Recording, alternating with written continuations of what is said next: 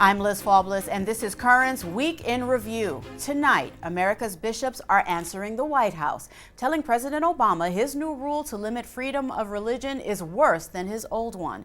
The battle for American religious liberty, perhaps the most important of our times, remains joined to be fought for now inside the nation's courtrooms. New York's Cardinal Timothy Dolan, president of the U.S. Conference of Catholic Bishops, says, quote, "The stakes are so high, the church cannot permit health care for all to mean freedom for few."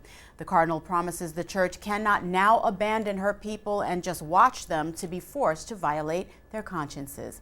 Several bishops have pledged to suffer imprisonment if necessary to defend religious freedom. Well, speaking with one voice, the Cardinal Dolan and the conference are responding to the latest version of the so-called HHS mandate. They're vigorously objecting to the provisions where the government decides what is and what is not religious. The state telling the church whether Catholic schools, hospitals, and charities fit what the state thinks is a Catholic religious organization. Cardinal George of Chicago. The government is defining institutions as religious or not. We've never had that in our experience in the United States. We thought it was against the First Amendment. The issue of government taking upon itself the definition to decide what is religious and what is not is truly a constitutional issue, and that must go forward. Cardinal George, Cardinal Dolan, and their brother bishops are also deeply troubled that any of the church's great ministries that don't satisfy the government definition of religious will then be forced to submit to the demand that abortion-causing drugs and other contraceptives be provided. Another huge problem for the bishops: for-profit businesses are completely stripped of their religious rights, reduced to third-class citizens having to yield to the government's abortion drug ultimatums. Now, what makes the new rule worse than the old? Previously, a Catholic diocese, the actual church, could decide what employees are part of the organization. Well, now they can't. Cardinal George is the previous president of the U.S. Bishops' Conference. He looks ahead. The conversation with the administration goes on, and that's important that it do so. I think that the final resolution will probably be with the courts, because if they decide against the administration, then politically they'll be able to say our hands are tied by the courts. If they concede something that their own base thinks should not be conceded, then they're in political trouble, and I doubt that they'll take that chance. The bishops have made it very clear that the institution for which we're responsible will simply not cooperate, and then it'll be up to the government to decide what it wants to do. I think that's where we are, and that's where we stay. Cardinal Dolan is hoping that, quote, acceptable solutions will be found and welcomes the administration's invitation to submit formal comments. There's been no reaction from the White House to the bishop's answer. The White House argues the mandate is necessary for women's health. A leading advisor to the Vatican, meantime, says that term and another, reproductive health, have become political phrases, not expressed in the rest of the world. Reproductive health in international lingo does not include abortion. And what I think we need to do is take back the term women's health. Very few women, if you really push them on it, think that abortifacients and contraception are necessary for women's health. They might think that it's a normative thing, it's a good thing, it's what you're expected to do. I think just about every woman that goes for her yearly OBGYN visit gets she feels the pressure. You're taught that it's responsible, to use contraception. I mean, from the time that you're 13 or 14 and reading 17 magazine, that message is coming across loud and strong. But I think there's still a potential because they haven't successfully defined it in terms of health. And that's where I think we really need to focus, is take back the term women's health. For the church, all definitions are founded upon the unshakable belief in the sanctity of life. Boston's Cardinal Sean O'Malley has warned that after abortion, the next assault on life will be euthanasia. The cardinal saying the society that allows parents to kill their children will allow children to kill their parents. Now in New Jersey, lawmakers are considering approving assisted suicide. Last night, a state assembly committee ratified a bill to do just that, and the process making those killings legal now moves forward. 9 other states are considering similar legislation. This portrait of Jesus has graced the halls of Jackson Middle School in Ohio for more than 60 years. We previously reported that atheists wanted it removed, but the school superintendent refused to be intimidated. For anyone to insinuate that this picture would cause someone to be excluded is really a reach. Well, now the atheists have found a partner for the fight against Jesus, the ACLU. Not surprisingly, they've filed a lawsuit. No comment about the litigation from the school yet. Up next, the snow set to cover New York, where the streets are covering tons of gold. All those details as Currents continues.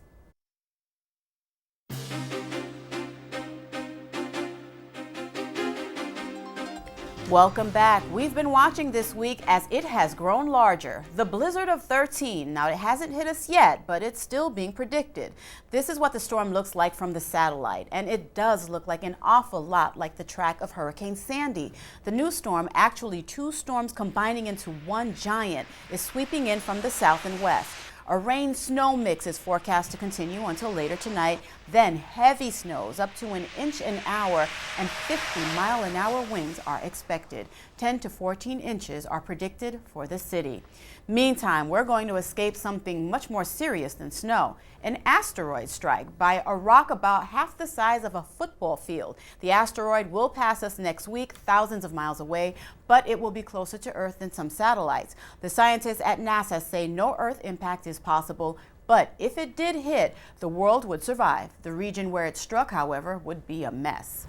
Well, neither snow nor asteroids ever really slow life on New York City streets. And under the asphalt, there is another world, a tightly guarded place where hundreds of tons of gold are kept. Some of it is German gold, but as we are about to learn, Berlin wants billions back. It's a heist! What? There's gold in the Federal Reserve! Yes, there is, and in Die Hard 3, a gang steals the gold inside the New York Federal Reserve. In the real world, Germany has just announced it wants 300 tons of its gold back from this same Federal Reserve Bank. Where is all this gold located exactly? Right in the heart of the financial district. A couple of blocks north of Wall Street here in lower Manhattan. That's where the German gold is, inside this rather secure building, the Federal Reserve Bank. The vault for the gold is below street level, some 80 feet down. Germany began storing gold here, now totaling some 1,500 tons of gold bars during the Cold War, fearing an invasion from the Soviet Union. There's a plan to take it back over many years, so until 2020. Is there a specific day or time and entrance the first shipment is going back with these gold No, bars? of course I cannot talk about these things. I think somebody better call Jeremy Irons. Oh, I think we'll go straight to the withdrawal. On the eve of a new Die Hard movie, actor Bruce Willis was surprised when informed of Germany's bank withdrawal. They're really gonna do that? Yeah. Can you imagine? Yes, I can, and outside the bank, I look to put my gang together. Is that why you were here? You were casing it. I was Admit casing it. I was looking for some construction equipment, see if there's anything down this street. Tough place to break into. It's impregnable. All right, we're meeting at midnight tonight here. I won't be here. Huge heists involving Germany have gone down in New York before, as seen in Goodfellas. And these are the guys that Jimmy put together for what turned out to be the biggest heist in American history, the Lufthansa heist. I pity the fool. I needed advice, though, not pity, so I had a secret meeting in Central Park with a former FBI agent and current security risk analyst. A theft against this type of shipment is extremely, extremely difficult, and anyone who'll be planning on it is truly taking their life in their hands because these people are not going to fool around. Are you in with me? Am I in with you? I would be, but I'm kind of busy at work today. But if you can guarantee me some gold, maybe I'll hang around. Richard Roth, CNN, New York.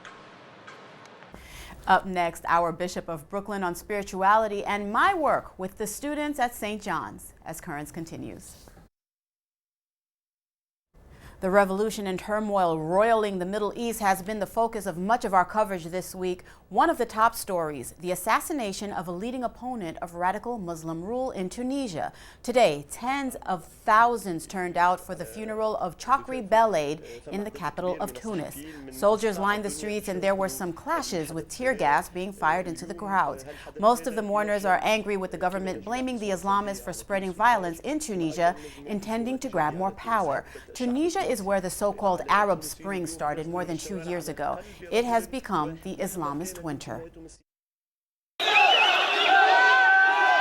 Tunis in tumult once again. Protesters march on the Ministry of the Interior for a second day, furious at the assassination of Chokri Belaid. The police armed and ready to respond. And it's not long before tear gas is flying in the side streets as motorcycle-mounted policemen chase protesters.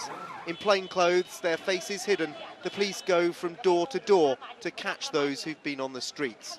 And they don't welcome our presence on a balcony above. They throw rocks at us as we retreat inside.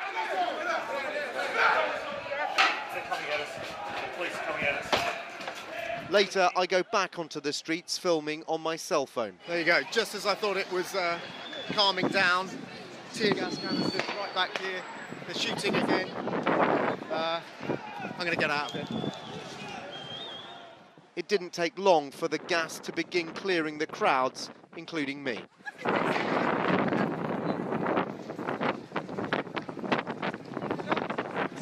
This cat and mouse lasted all day, but the protesters refused to leave. The anger is still palpable on the streets of Tunis as the repercussions of the assassination sink in. Many are wondering, what does this mean for the Arab Spring? Who do you think was responsible? But of course, the party of Nahda and Rashid al-Ghannouchi, and it's because they encouraged the violence since the beginning. The signs were there. They told on internet, on television, on mosques, we will kill people. And there were no reaction from the state. Across the city, hundreds gather to pay their respects to Chokri Belaid. His wife, Besma, consoled by family friends as she reeled from the loss of a national icon of moderate secular Tunisia. The man lying in this coffin had warned just this week the government had given an official green light to political violence. Now he's become the first political assassination since Tunisia's Jasmine Revolution. His family are clear who's to blame. Nahda had allowed an atmosphere that had encouraged violence against secular politicians. It's an open invite to violence. I can only accuse this party. Nahda denies it's to blame. Its officials are still deciding whether to accept their Prime Minister's dissolution of the government. This country inspired the Arab world to stand up to dictators. Now many of its people are beginning to fear a new dark era of repression and extremism is about to be unleashed. Dan Rivers, CNN, Tunisia. Troubling news from China tonight. Persecutions against Christians are rapidly rising. The number of Christians imprisoned because of their faith up 125% in just a year. The communist government is said to be pursuing an anti-Christ ideology. Meantime, strengthening the faith in our diocese is the goal of a series of workshops about to be held. We learn more now as News Director Ed Wilkinson sits down with Bishop Nicholas DiMarcio for tonight's edition of Into the Deep. Bishop, thanks for being with us. Good to be here. In this year of faith, we have some different activities set up here in the diocese. And a couple coming up in March, we're going to have a men's spiritual conference and a women's spiritual conference. Why are we breaking down these spiritual conferences according to gender? Well, I think, there was a famous book, Men Are From Mars and Women From Venus. Yeah. They have different needs, different ways of looking at things. And having a conference aimed at men's spirituality and women's spirituality is a good thing. It's been done all over. And it's actually the first attempt we have, as far as I know. And usually they're very popular. Hopefully we will be successful in attracting enough people to these conferences. And there are particular issues that are seen differently and that can be addressed when there's just men there or just women. So, what kind of differences do you, do men and women take a different approach to religion, do you think? Yeah, it's not to religion, but to the way they come to it. Men may be more direct, women perhaps less direct. There are, different needs in order to practice the faith.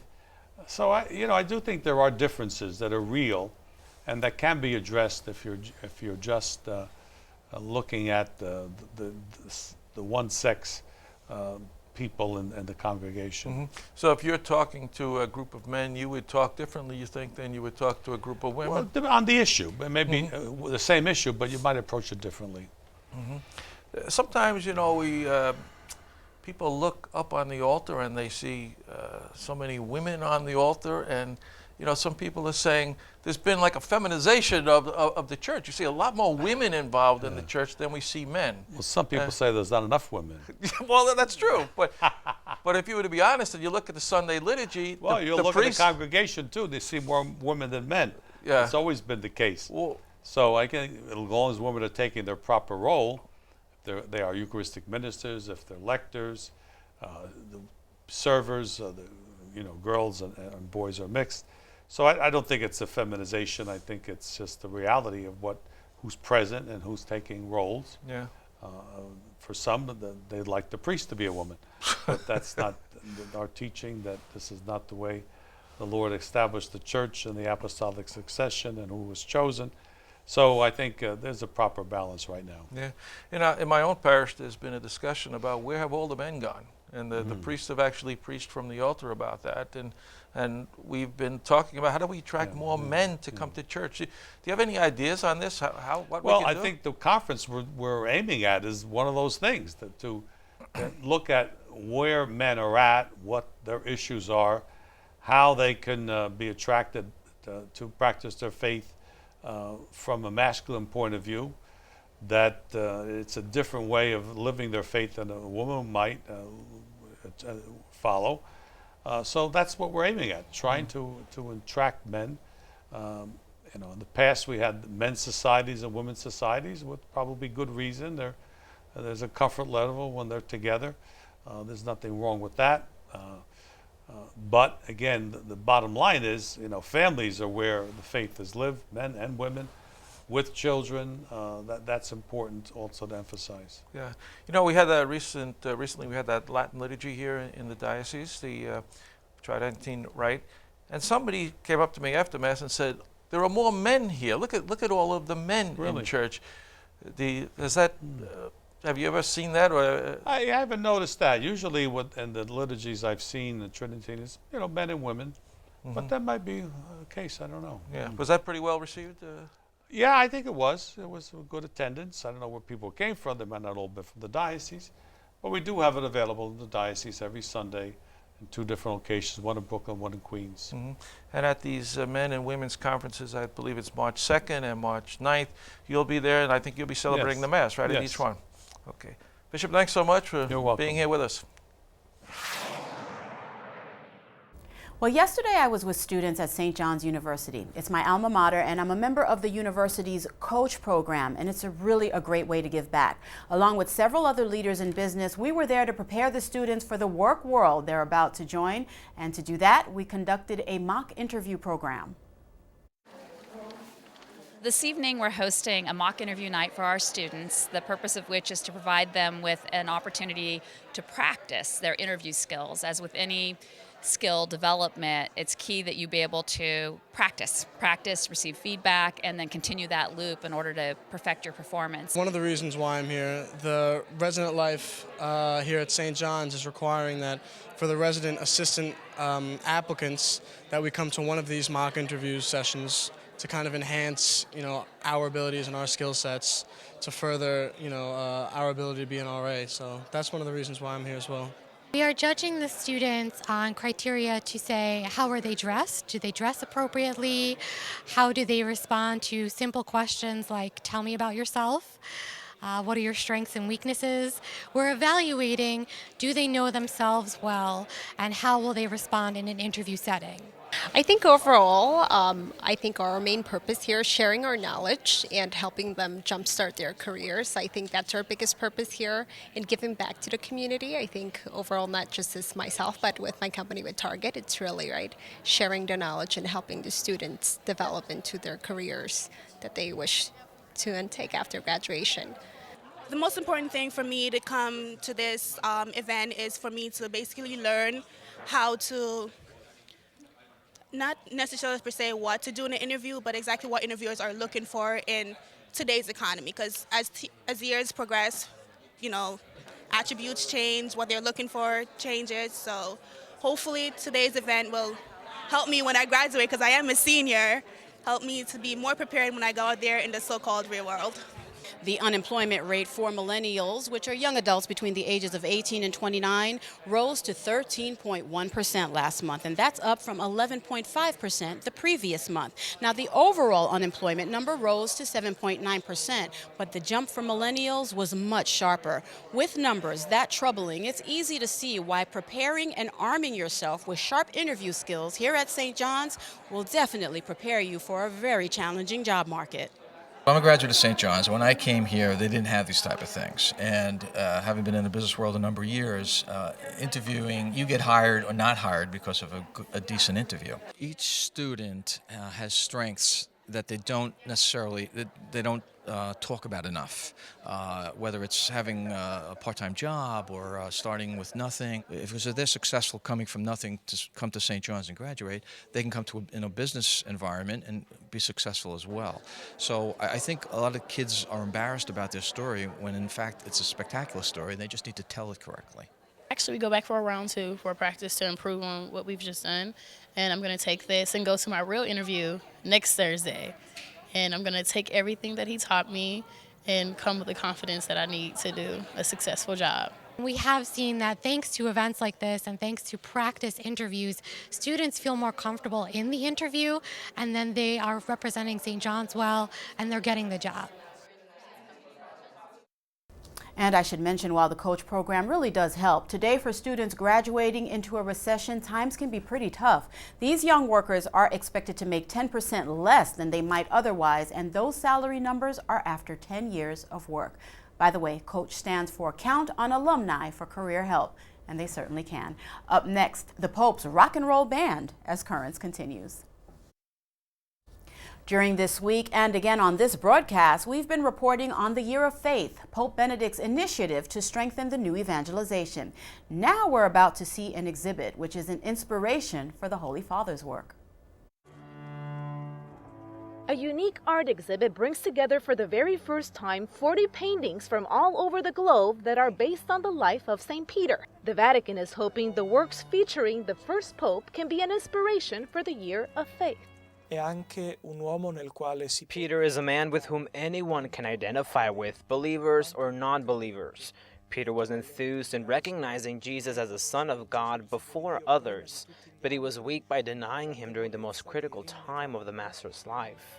Bruegel the Elder, Luca Giordano, Simone Vouet, Mattia Preti, and Eugene Bonnard are just a few of the artists that throughout history have depicted St. Peter and his commitment to God.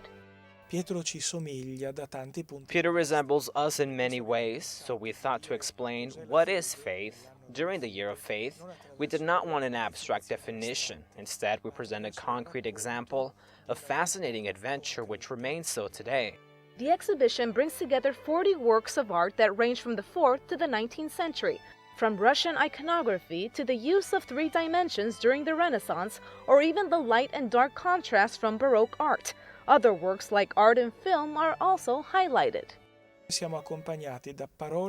In newer methods, we have words that decode themselves, film projections of actors, of scenes from plays that showcase parts of the gospel within their scripts, or even movie quotes. In Peter's journey, there are a few works that are on display for the very first time, such as The Liberation of St. Peter, done by Luca Giordano in the 17th century, and which actually belongs to a private collection from London. The exhibit also features other works on loan from other museums, such as the d'Orsay in Paris, the Thyssen-Bornemisza in Madrid, and the Russian Academy of Fine Arts in St. Petersburg. The Pope has made reaching out to younger Catholics a top goal of the new evangelization. Yesterday, something quite unusual for the Vatican at the Vatican. Every 2 years, the Pontifical Council for Culture meets for their plenary assembly. This time around, youth culture took center stage quite literally to kick off the gathering to the sound of rock music. The Vatican is convinced that to reach young people, they must first learn about their culture. As a start, the Pontifical Council for Culture invited the rock band The Sun to kick off the plenary assembly with a concert as well as their personal story of conversion. Despite the tough crowd, their music eventually won them over.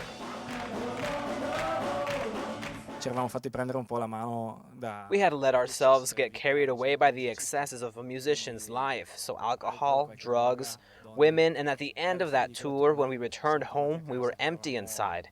The absurd thing was to see that this was our greatest moment professionally, but inside we had created a void. We didn't speak to each other, and above all, we lacked inspiration. That's how we began asking the bigger questions. Who are we? Where are we? What do I want from me? Why do I want to be a musician? Which I've always wanted to be, but I'm not happy. I began to think about the church, thanks to advice from my mother, who invited me to go to a class with her. It had been 10 years since I had been in a church. Cardinal Gianfranco Ravasi, the president for the Pontifical Council for Culture, assures that getting to know the youth is also getting to know the future and direction of where modern society is headed. For this reason, it is necessary for us to understand music and language which can transmit several dimensions that the simple word cannot. It is different music than what I am used to. I have tried to listen to the albums of Amy Winehouse, but I'm really far off. Although within them there is also that wish for authenticity, of truth, of significance. The members of the Sun greeted the Pope and gave him as a gift their most recent album, so it is quite possible in the future to hear some rock music within the halls of the Apostolic Palace. Well, thank you for joining us tonight. We leave you with scenes of the snow and ask that you please stay safe and warm. For all of us here at Currents, I'm Liz Faublas. Have a good night.